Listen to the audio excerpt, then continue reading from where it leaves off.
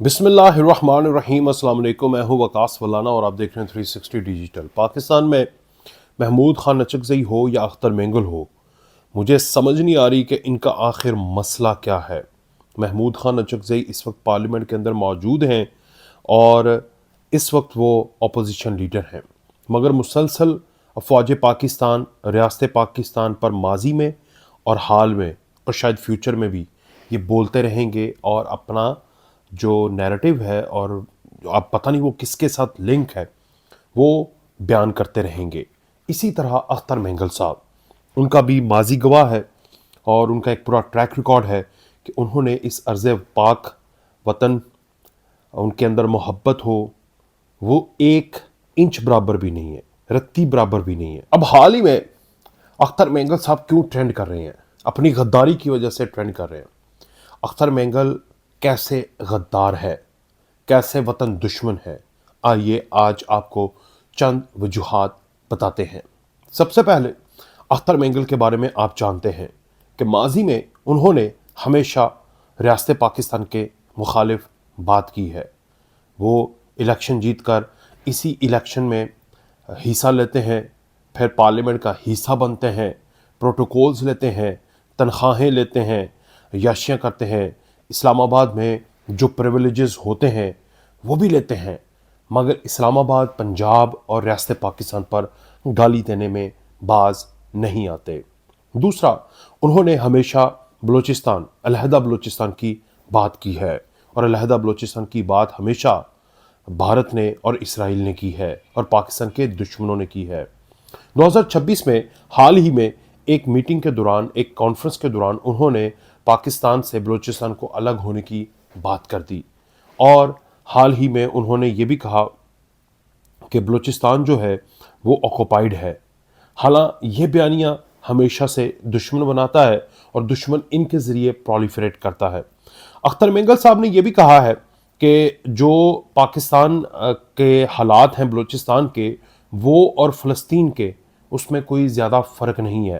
ये बिल्कुल झूठ, और आप सबको भी पता है कि फ़लस्तीन के अंदर क्या है और फ़लस्तीन में अमन लाने के लिए पाकिस्तान की क्या काविशें हैं, पाकिस्तान अफवाज की क्या काविशें हैं, और बलूचिस्तान में अमन लाने के लिए पाकिस्तान अफवाज और पाकिस्तान, रियासत पाकिस्तान और हुकूमतों की क्या काविशें हैं, और बलूचिस्तान में बगाड़ पैदा करने की इन जैसे लोगों की क्या काविशें हैं, ये सारी दुनिया जानती है।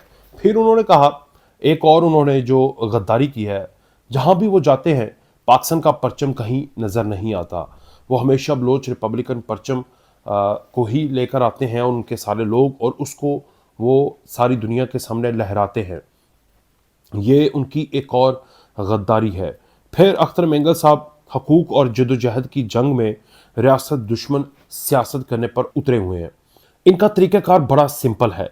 ये अपने पहले ही लोगों को गिरफ्तार करते हैं, उनको गायब करते हैं, फिर वो रियासत पर डालते हैं और फिर उसके बाद जदोजहद हकूक़ की जंग लड़ने की आड़ में रियासत मुखालिफ दुश्मनी वाला बयानिया बनाकर हमेशा से पाकिस्तान की रियासत को नीचा दिखाने की कोशिश करते हैं। ये हमेशा से इनका एक ट्रैक रिकॉर्ड रहा है।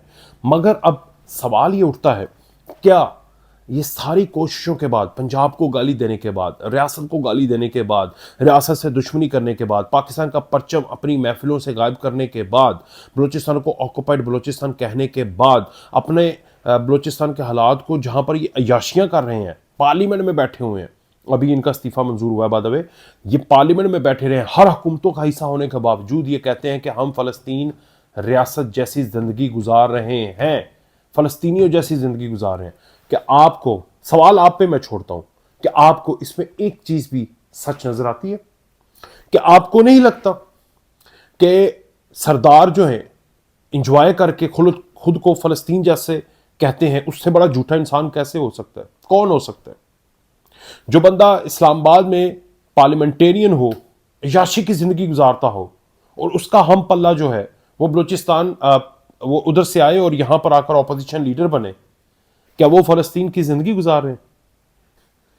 आपके इस सारे नैरेटिव के ऊपर खुदा की कसम हंसी आती है, हंसी आती है। दुश्मन भी जो आपको ये बयानियां लिख कर, जो तोते की तरह मैना جو طوطے کی طرح آپ کو پڑھاتا ہے نا، وہ بھی ہنستا ہوگا کہ بھائی تھوڑی سی بہتر ایکٹنگ کر لو، تھوڑا سا کچھ اور چینج کر لو. اب وہ بھی بور ہو گئے ہیں آپ سے، ان کا کام بھی آپ ٹھیک طریقے سے نہیں کر رہے. آپ کو پتہ ہے، کیونکہ ان کو بھی پتہ لگ گیا یار نہیں، اس طرح تو آپ بیچ چراہے آپ کا جو جھوٹ ہے وہ پکڑا گیا. آپ کو چاہیے کہ آپ خدا کے لیے اس ریاست کے اندر رہتے ہیں، اس ریاست کا کھاتے ہیں، یہاں پر حکومتوں کا حصہ بنتے ہیں. آپ مجھے بتائیں، ہر حکومت کا حصہ رہے ہیں. آپ نواز شریف کے ساتھ رہے ہیں، آپ پچھلے دور حکومت میں رہے ہیں. آپ کی ڈیمانڈز جس میں بہت ساری انلیگل ڈیمانڈز ہیں وہ پوری نہیں ہوتی تو پھر آپ ساتھ ہی جدوجہد اور کامریڈ بن جاتے ہیں. جب وہ ہوتی ہیں تو آپ ریسٹوکریٹ ہوتے ہیں. آپ ڈیسائیڈ کر لیں کہ آپ لیفٹ ہیں، رائٹ ہیں، سینٹر ہیں، آپ ہیں کہاں.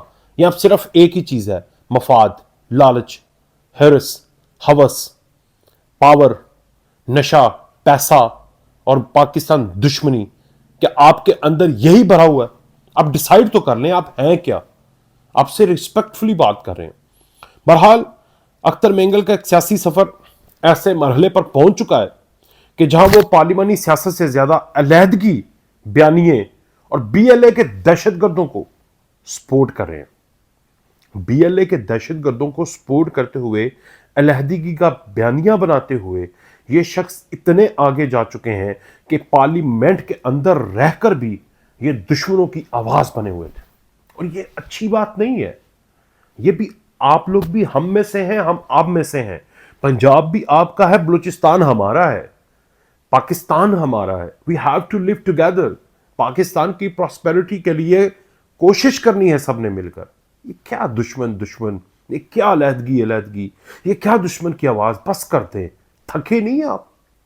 آپ کو پتہ بھی ہے کہ جو شخص اس وقت طاقت میں ہے، جو شخص اس وقت پاکستان کی بیس کو، بنیاد کو پکڑ کے سنبھال کے، لا الہ الا اللہ کا پرچم جس کے ہاتھ میں ہے، وہ کہتا ہے کہ تم رتی برابر سے چند مٹھی بھر تم دہشت گرد کیا پاکستان کو انڈو کر سکتے ہو؟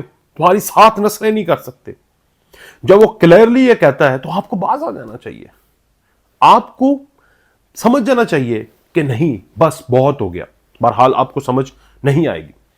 اب آپ جیسے لوگوں کے بارے میں عمران خان نے ماضی میں کیا کہا تھا وہ ذرا سنیے. ایک سوال آیا ہے، کچھ لوگ جو ہیں ہماری افواج کو سوشل میڈیا کے اوپر تنقید کر رہے ہیں، اس پہ آپ کی کیا رائے ہے؟ آپ ان لوگوں کو کیا کہنا چاہیں گے جو اپنی فوج کے حوالے سے سوشل میڈیا پر تنقید کر رہے ہیں؟ پاکستانیوں ایک چیز یاد رکھنا، آج اس ملک کو دو ایسی فورسز ہیں جو اس کو اکٹھا رکھ رہی ہیں. ایک ہے پاکستان کی فوج، کیونکہ پاکستان کی فوج ہمیں فخر ہے، ایک مضبوط فوج ہے، پروفیشنل آرمی. کیونکہ جس طرح کے ہمارے دشمن ہیں وہ پوری کوشش انہوں نے کرتے رہے ہیں کہ ملک 3 حصوں میں ہو جائے، ٹوٹ جائے. تو ایک مضبوط فوج اس ملک کے لیے بہت ضرورت. یہ جی عمران خان تھے جب کبھی ان کا سافٹ ویئر اس طرف تھا، سافٹ ویئر اس طرف ہے، وائرس آیا ہوا ہے. بہرحال جیل جو ہے ان کا وائرس بڑے اچھے طریقے سے صاف کر رہی ہے اور ان کو بڑی بیماریاں بھی لاحق ہوئی ہیں. بہرحال ماضی میں عمران خان یہ کہا کرتے تھے ان جیسے لوگوں کے لیے، اور پھر خود ان جیسے بن گئے. بہرحال آگے بڑھتے ہیں. دوسرا، عمران خان صاحب کی صحت. ابھی میرا بھی آج دل کیا تھا کہ میں گلاسز پکڑ کے اس کو ایک گلاسز کا شیشہ نکال کے وہ ذرا کانے والی ایکٹنگ کروں. پھر میں نے کہا دس از سم تھنگ، یہ تھوڑا سا نیچے ہو جائے گا، اخلاقی طور پر تھوڑا سا نیچے ہو جائے گا، تو میں نے نہیں کیا. بہرحال میں آپ سے ریکویسٹ کرتا ہوں عمران خان صاحب، آپ یہ جو، اور عمران خان کے ساتھیوں سے، کہ آپ ماضی میں جتنے تگڑے اور جس طرح اس کو چٹان بنایا ہوا تھا نا، اسی طرح اس کو قائم رہنے دیں. آپ کی پاپولیرٹی ڈیمیج ہو رہی ہے، میں آپ کو صحیح بتا رہا ہوں. دیکھیں، آپ نے اس کو کہا ڈٹ کے کھڑا ہے کپتان، ڈرے گا نہیں، جھکے گا نہیں، مرے گا نہیں، وہ ڈنٹ بیلتا ہے، پتہ نہیں وہ پش اپ کرتا ہے، وہ ڈمرز یوز کرتا ہے، وہ ایکٹیو ہے، وہ جوانوں سے بہتر ہے. تو ابھی آنکھ کا بینائی کا مسئلہ ہو گیا، کمر درد ہو گئی، کبھی کچھ ہو گیا، کبھی تنہائی میں چلے گئے، کبھی قید میں ہو گئے، کبھی فیملی سے نہیں ملنے دیا جا رہا. یہ سارے غم دکھ جو ہیں ان کو بھلا دیں. اب جو مجاہد ہوتا ہے، اگر آپ کے بقول آپ فائٹ کر رہے ہیں نا نظام کے ساتھ، تو پھر تگڑے ہو کے کریں نا، پھر یہ رونا دھونا چھوڑیں. ابھی میں آپ کو سناتا ہوں زرداری صاحب نے آپ کے اس حالات کے اوپر کیا کہا ہے، وہ ذرا پہلے سن لیجئے. یہ زرداری صاحب نے کیا بولا ہے. یہ سنیں ذرا. اگر 14 سال 14.5 سال میں نے جیل کاٹی ہے تو آپ کے زور پہ کاٹی ہے, اپنے زور پہ نہیں کاٹی. انسان کی ہمت نہیں ہے, کبھی کہتا ہے میری آنکھ میں درد ہے, کبھی کہتا ہے میرے کو دودھ نہیں ملتا ہے, کب ملتا ہے. بیٹا جیل ہے, جیل میں نہ دودھ ہے نہ پانی ہے نہ کچھ ہے, سب کچھ ہی حال ہے. روزے رکھے, ویسے ہی وہ ریاست مدینہ بنانے والا ہے تو روزے رکھے, کیا ضرورت ہے اس کو, عبادتیں کرے. ہم عبادت کرتے تھے, جیلوں میں ہوتی ہی عبادت, اور ہر چیز جو ہے وہ فنا ہے. سدا بادشاہی تو میرے مولا کی. انشاءاللہ ایک دن پنجاب میں بھی آپ کی حکومت بنے گی, کے پی میں بھی آپ کی حکومت بنے گی, بلوچستان میں تو ابھی بھی آپ کی حکومت ہے. جی آپ نے سن لیا, زرداری صاحب کہہ رہے ہیں کہ جیل تو میں نے بھی کاٹی تھی, رونا دھونا نہیں ہوتا, جیل جیل ہوتی ہے پیارے. تو اب جو جیل جیل ہے اس جیل کو جیل رہنے دیں, آپ سیاست نہ کریں اور جھوٹی سیاست نہ کریں. دیکھیں اگر آپ کو فیسلٹیز نہیں مل رہی تو بتائیں, مل رہی ہیں. اگر آپ کو پہلے آپ نے رونا رویا کہ عمران خان کو کھانا نہیں دیا جاتا, پوری لسٹ جاری ہوئی اور بتایا گیا کہ عمران خان کو باہر سے زیادہ بہترین سہولیات اندر مل رہی ہیں. شاید اتنی تو وہ جب پرائم منسٹر تھا تو شاید اتنی سہولیات نہ ہو جتنی جیل کے اندر ہے. میں آپ کو صحیح بتا رہا ہوں, مجھے ایسا لگتا ہے پڑھ کے کہ اتنی تو شاید جو باہر بیٹھے ہوئے ہیں نا, جو وزیر اعلیٰ یا پرائم منسٹر ہیں, ان کو سہولیات نہیں ہے جتنی عمران خان کو جیل کے اندر ہے. بہرحال پرائم منسٹر ہوتا ہے اور ایکس پرائم منسٹر ہوتا ہے, مجرم تو مجرم ہوتا ہے.